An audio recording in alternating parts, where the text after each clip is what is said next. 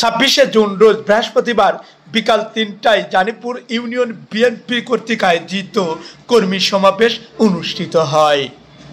নিজামুদ্দিনের সভাপতিত্বে বৃহস্পতিবার বিকাল ৩টায় একতারপুর বাজারে এই অনুষ্ঠান অনুষ্ঠিত হয়। উক্ত অনুষ্ঠানে প্রধান অতিথি হিসাবে উপস্থিত ছিলেন ৭৮ কুষ্টিয়া ৪ আসনের সাবেক সংসদ সদস্য ও বিএনপির মাননীয় চেয়ারপারসনের উপদেষ্টা সাবেক সভাপতি কুষ্টিয়া জেলা বিএনপি সৈয়দ মেহেদি আহমেদ রুমি।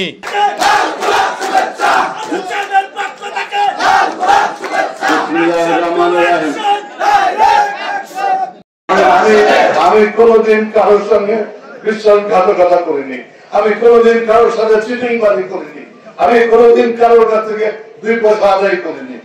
আমি চেষ্টা করেছি মানুষের সহযোগিতা করার, এটাই আমার ধর্ম।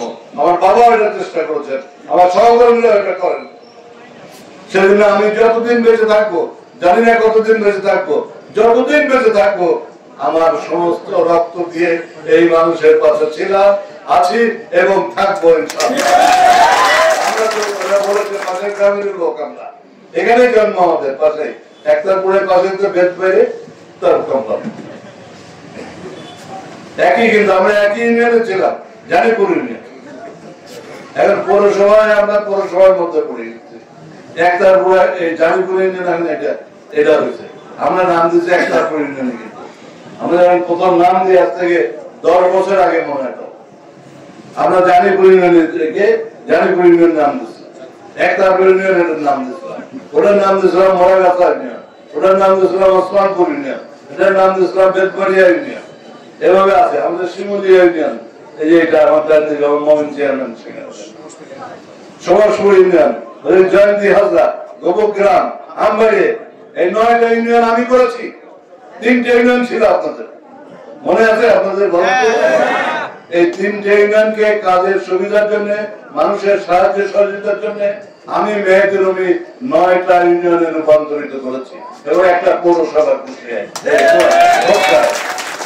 এই পৌরসভাটা বাড়িয়েছি, আল্লাহ রহমত থাকলে এই পৌরসভার নির্বাচন হবে, জাতীয় সংসদ নির্বাচন হবে, ইউনিয়ন কাউন্সিলর নির্বাচন হবে।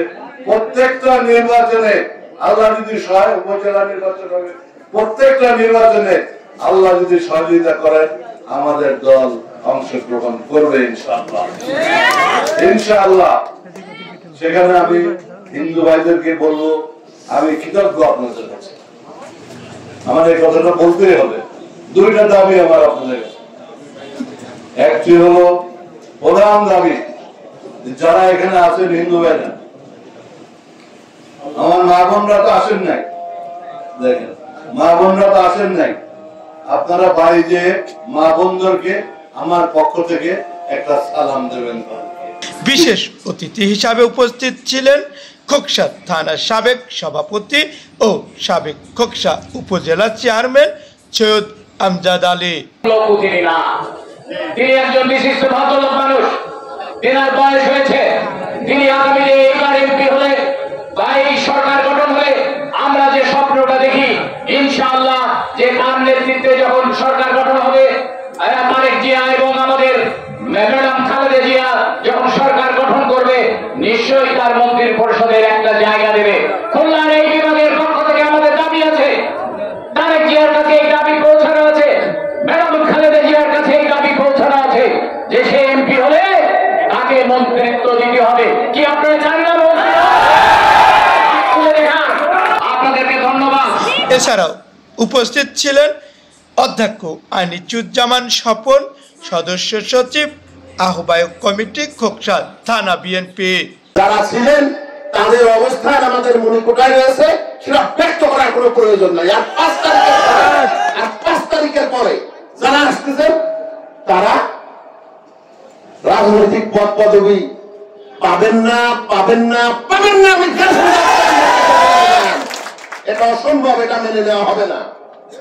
যারা পরীক্ষিত তাদেরকে ওয়ার্ড কমিটিতে, ইউনিয়ন কমিটিতে, উপজেলা কমিটিতে দায়িত্ব দেওয়া হবে ইনশাআল্লাহ। এবং খোকসার আপামার বিএনপির নেতৃবৃন্দ যারা আছে তারা চুলচেরা বিশ্লেষণ করে সেই ভূমিকাই পালন করবে আমি আশা করি। যাই হোক, আমি আর একটা কথা বলবো, সেটা হলো সৈয়দ মেহেদী আহমেদ রুমি ভাই, তার সম্পর্কে বেশি বর্ণনা দেওয়ার দরকার নাই। আমরা এতদিন একটা গর্ববোধ করতাম, আমাদের মনের মধ্যে একটা ফিলিংস ছিল, আমাদের এমপি কে সৈয়দ মেহেদী আহমেদ রুমি, একটা আলাদা একটা অনুভূতি থাকতো না আমার মনের মধ্যে। আমরা যদি ভবিষ্যতে বলার সুযোগ পাই যে আমাদের মন্ত্রী সৈয়দ মেহেদী আহমেদ রুমি, তাহলে আমাদের গর্বটা আরো বিশ্বাস করা। খোকসা একতারপুর থেকে মোহাম্মদ হাফিজুল ইসলাম বকুল, বিটিভি নিউজ, খোকসা, কুষ্টিয়া।